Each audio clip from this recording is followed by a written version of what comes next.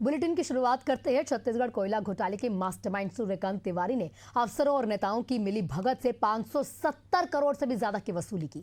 वसूली का जो काम है वो देवेंद्र डडसेना और नवनीत तिवारी संभालते थे। लेन देन के लिए व्हाट्सएप पर जो पाल, दुर्ग, वीकली, इसी के साथ टावर और जुगनू नाम से ग्रुप बनाए गए थे। बातचीत में फॉरवर्ड का कहीं ना कहीं जो कोडवर्ड होते हैं, जब फॉरवर्ड किए जाते थे मैसेजेस, तो कोडवर्ड का इस्तेमाल यहाँ पर किया जाने लगा और उसी कोडवर्ड के जरिए जब ये बात करने लगे, अब वही चैट्स जो है लगातार अब बाहर आ रही हैं। ये जानकारी आपको दे दें कि इसमें कांग्रेस विधायक देवेंद्र यादव के लिए डी अफसर, रानू साहू के लिए RS, कोड के लिए गिट्टी और लाखों के लिए रेती का नाम दिया जाता था। आपको आगे ये भी जानकारी दे दें कि देखिए, अब इसमें एक और चीज थी। इसमें यह था कि कैसे पता लगेगा पैसा आया कि नहीं। गिरा यानी इन, अब आप समझिए ये पैसा यानी आ चुका है।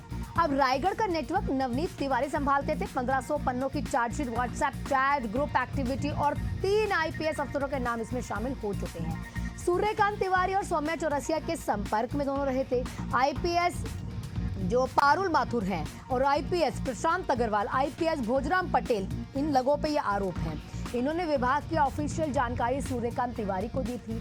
IPS पारुल माथुर पर यह भी आरोप है कि कारोबारी तिवारी के कहने पर कोयला लेकर वाहनों पर एक्शन लिया करता था।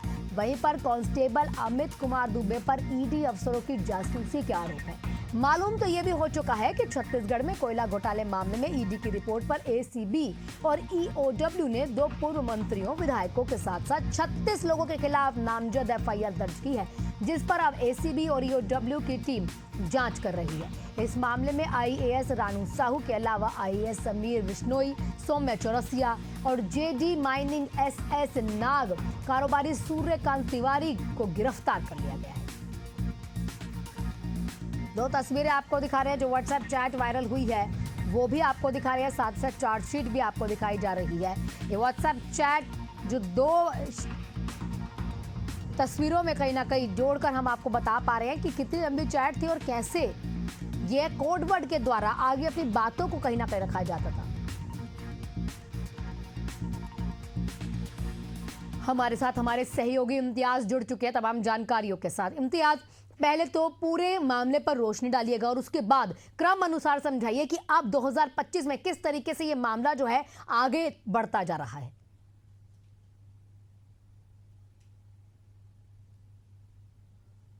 सामने आया था, उसके बाद कई जो चाहे वो निलंबित IAS अधिकारी हों या फिर कई कारोबारी जो हैं जो जेल के सलाखों के पीछे हैं। ऐसा ये भी है कि लगभग 570 करोड़ का ये लेवी घोटाला रहा है, जिसको लेकर लगातार दर परत जो चीज़ें हैं वो खुलती नज़र आ रही है। अब जो है जिस तरीके से EOW और ED ने चार्जशीट पेश की है 1500 पन्नों का, जिसमें जो चैट ग्रुप थे, इनके व्हाट्सएप ग्रुप जो बनाए गए थे, जिसके माध्यम से पूरा कारोबार चलता था, लेवी का काम चलता था, उसको लेकर कहीं ना कहीं ED ने इस बार अपने चार्जशीट में पूरे खुलासा किया है कि क्या नाम से जो है ये चैट ग्रुप थे और किस तरीके से किन किन नामों से जो IAS अधिकारी थे, IPS अधिकारी थे, उनके नाम रखे गए थे।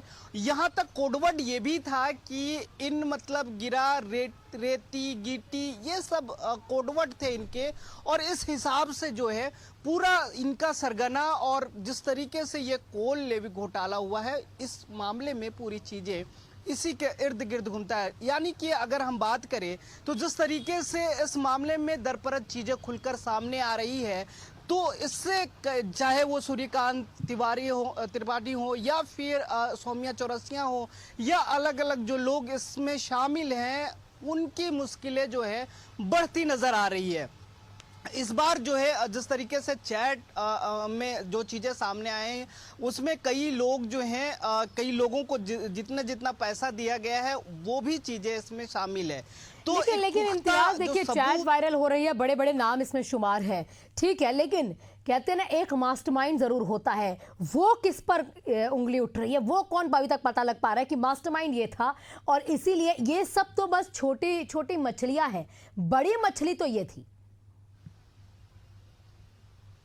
देखिए बिल्कुल जिस तरीके से इस पूरे मास्टरमाइंड में कहीं ना कहीं जिस तरीके से पूर्व आईएएस जो निलंबित हैं सौम्या चौरसिया का नाम सामने आया है और इसके इतर अगर हम बात करें तो सूर्यकांत तिवारी जिन जो कारोबारी है उनके उनके पूरे जाल बिछाए चीज़ें ये है जिसको लेकर ये सभी चीज़ें हो रही थी, जिसमें कहीं ना कहीं सियासत के लोग भी थे, शासन के उस समय मौजूदा दौर में जो शासन के लोग थे वो भी शामिल थे। लेकिन अभी जिस तरीके से बीजेपी का लगातार कहना है कि इन सभी मामलों में जो बड़ी मछलियां हैं वो अभी भी कहीं ना कहीं इस जांच से अछूते हैं, तो ये लगातार कहीं ना कहीं एक और इंगित किया जा रहा है।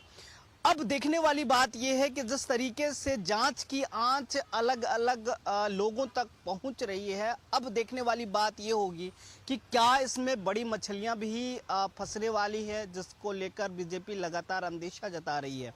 तो कहीं ना कहीं अभी जो मौजूदा अगर 1500 पन्नों के जो रिपोर्ट पेश की गई है उसमें अगर हम बात करें तो इन सभी चीज़ों के चाहे वो अभी के आईपीएस अधिकारी हों, उन 3 लोगों का नाम आया है, सूर्यकांत तिवारी का नाम है, देवेंद्र यादव जो विधायक है उनको भी पैसा गया है। तो इन तमाम लोगों को जो है कहीं ना कहीं ये पूरे चैट में जो कोडवर्ड थे उनके नाम से, चाहे आरडी सौम्या चौरसिया हो, डी से देवेंद्र यादव हो, तो ये सभी चीज़ें हैं इसमें और कहीं ना कहीं ये जांच की आंच और दूर तक जाएगी और लोगों के इसमें शामिल होने की आशंका है। जी लेकिन इम्तियाज देखिए, लगातार यहाँ पर बातें उठ रही हैं, सौम्या चौरसिया कहीं ना कहीं मास्टरमाइंड रही है। सरकार भी तो यहाँ पर, सत्ता भी तो उस समय कांग्रेस की ही थी, लेकिन वो भी तो किसी के, देखिए एक जो अफसर है वो अफसर इतना बड़ा काम बिना किसी जो रीढ़ की हड्डी उसकी होगी उसके नहीं कर सकता है। बहुत लाजमी सी बात है, बड़े बड़े नाम अब इसमें शुमार हो रहे हैं। अब यहाँ पर देखना होगा कि प्रशासन की ओर से आगे क्या कार्रवाई की जा रही है, किस तरीके से प्लानिंग की जा रही है। कि आपकी किसी अधिकारी से बात हो पाई है कि आगे अगर कोर्ट में सबूत रखने होंगे तो हमारे पास इस चैट्स के अलावा और भी तमाम चीजें हैं? क्योंकि कांग्रेस लगातार ये वाली बात बोल देती है कि हम सत्ता में जब थे और ये जानबूझकर यहाँ कहीं ना कहीं हमारे ऊपर लालचन लगाए जा रहे हैं, हमारा नाम खराब किया जा रहा है, हमने किया कुछ नहीं, सिर्फ इल्जाम लगाए जा रहे हैं। लेकिन अब सबूत बाहर आ रहे हैं, तो अब क्या कहना चाहेंगे कहीं ना कहीं कांग्रेस के जितने भी दल के लोग हैं?